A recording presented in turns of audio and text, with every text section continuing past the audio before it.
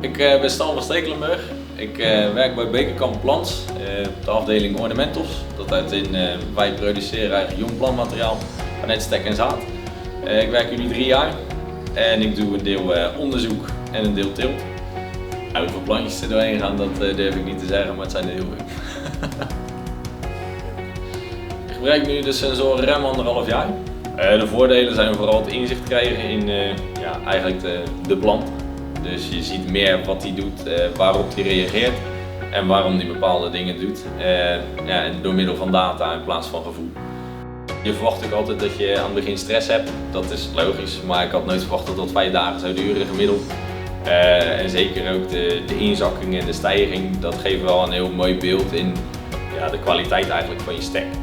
Dus doordat je nu echt iets tastbaars hebt, waardoor je echt de worteling kan meten, in plaats van een plantje eruit te halen en te zien, heb je nu wat meer handvaten eigenlijk.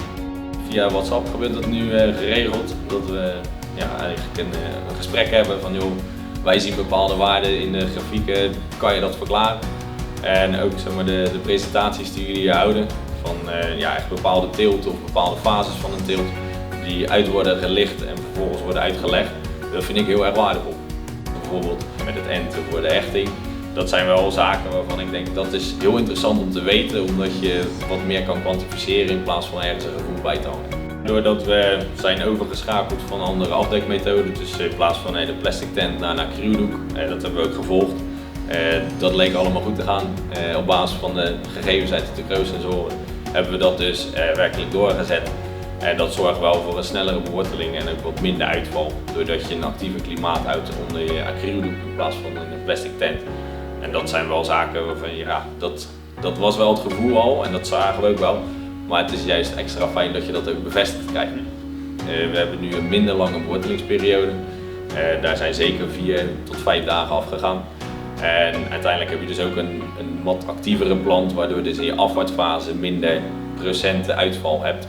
Waar ik nu mee ben gestart, dus echt alle klimaatomstandigheden, van een schermdoek tot aan een raamstand met een bepaalde windrichting.